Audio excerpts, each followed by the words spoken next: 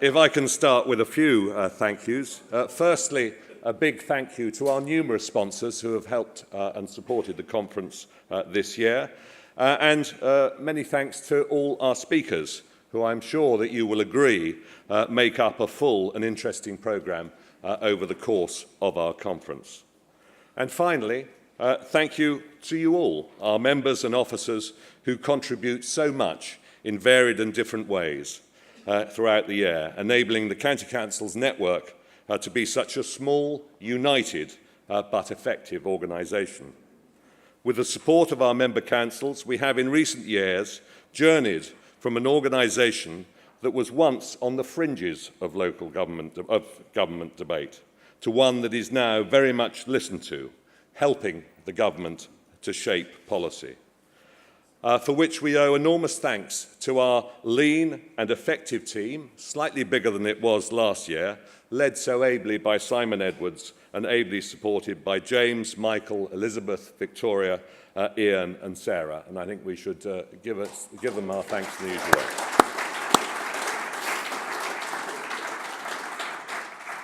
Our network is built on shared objectives and challenges that we face, and mutual ambitions focused on common goals to modernise and improve the complex array of services that counties deliver, and most importantly, lead to improved outcomes for all our residents and businesses, and of course, doing so with a lot less money.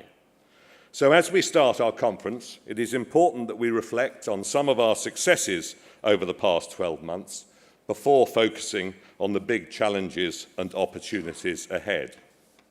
Starting with last year's autumn statement, we ran a highly successful campaign lobbying government on the need for additional funding for social care against the significant rising demand and cost of delivery. Similarly, following a worse than initial expected local government settlement, we successfully campaigned for additional transitional funding and were successful in getting the additional £292 million being put on the table. We all know that this 4-year settlement remains extremely challenging, but I think we agree, better than it could have been. More on local government finance later. In the last year, CCN can also claim success in campaigning against forced academisation, a prominent feature writ large in the government white paper, Education Excellence Everywhere. This was seriously unpopular with CCN members, unpopular with MPs of all political persuasions, and I am sure we very much welcome the government's recent announcement that the legislation will now be dropped. County authorities support the most significant proportion of school children in this country. We have a strong and proud track record in education. We oversee an ever-increasing number of good and outstanding schools, as well as effectively planning and providing new schools in the right place, at the right time, and at highly competitive costs. Whilst on the important subject of education, only last week, the national media highlighted CCN's campaign to reinstate the £600 million of education support grant, and we must keep doing exactly that. The removal of that grant, £600 million to government, small beer, but will have an extraordinary detrimental impact on rising school standards. And so to the challenges and opportunities ahead. The changing dynamics in Westminster present an opportunity for counties to reassess and, importantly, reassert our role in delivering the change agenda being considered by the government. This afternoon, we will be welcoming the new Secretary of State, Sajid Javid, to our conference for the very first time. We will give him a very warm welcome. We need him on our side. Our agenda is their agenda. We have common purpose in helping to increase housing delivery, provide infrastructure to match growth, improve health and social care, support a growing economy, and more broadly, drive public service reform in our counties.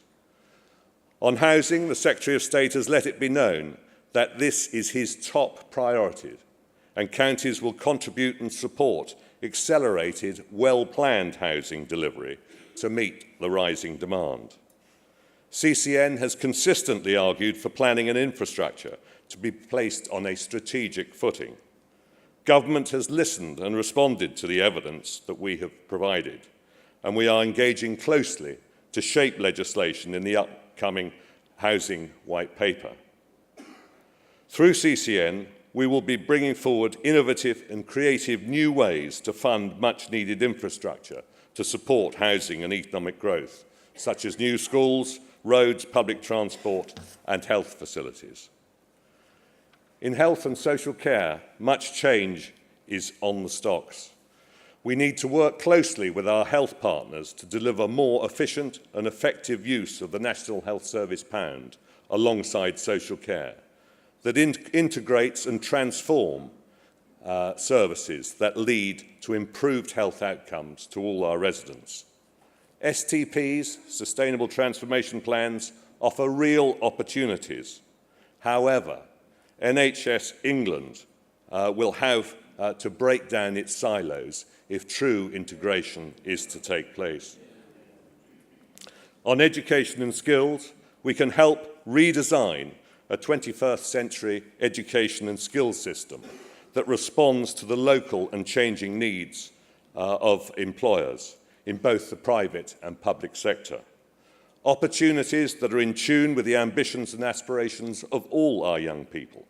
We must create a system that empowers employers, removes barriers, and that delivers a well-trained and motivated workforce that supports the 45% of those young people not entering university.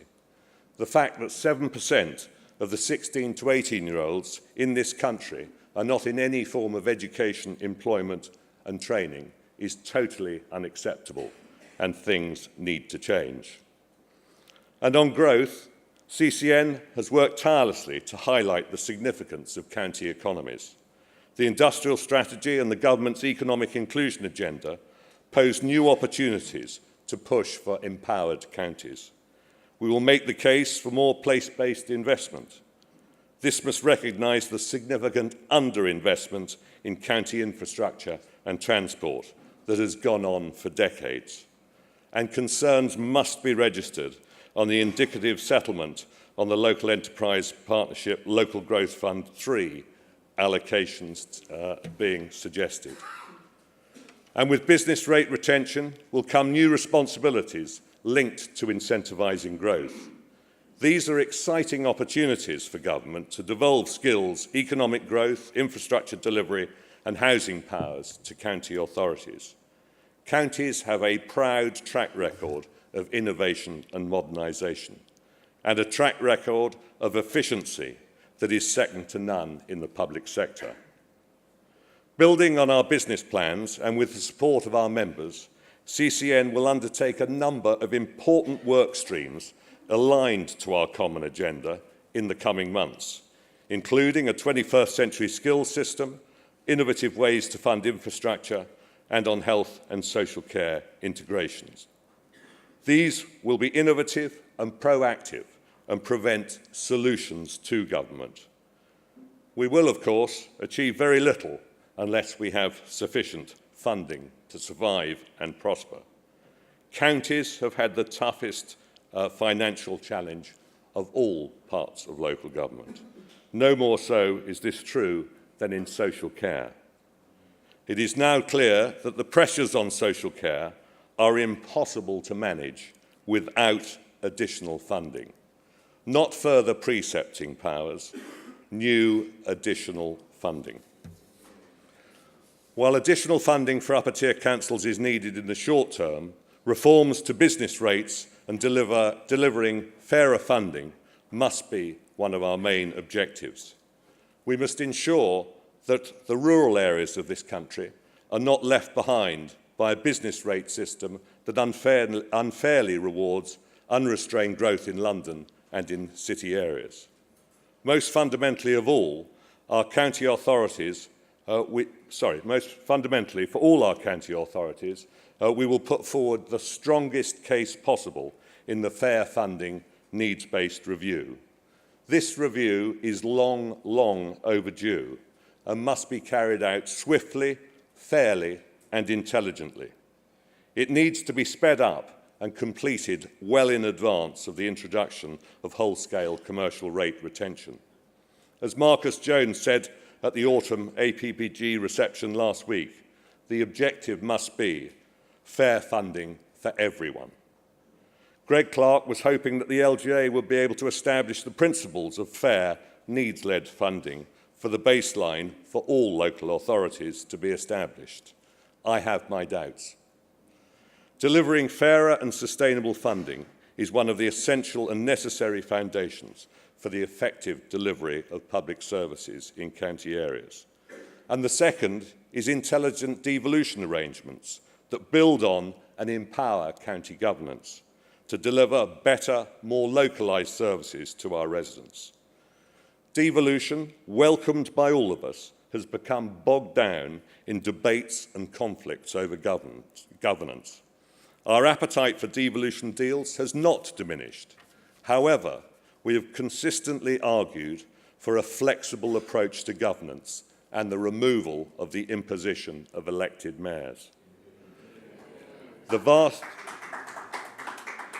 vast majority of our members are understandably opposed to this requirement.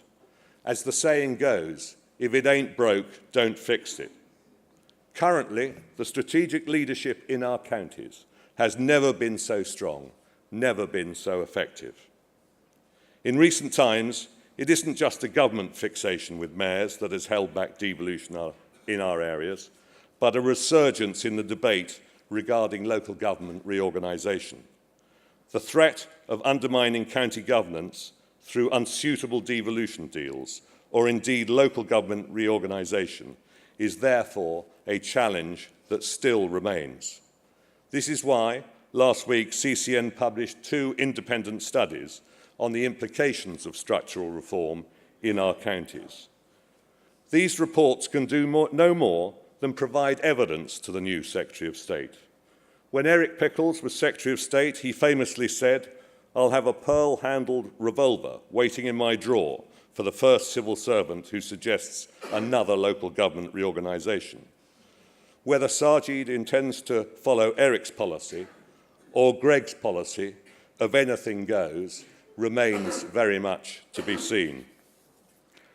Overall, the studies demonstrate the need to retain and build on county governance, and I'm sure we can all agree that historic county boundaries must be sacrosanct.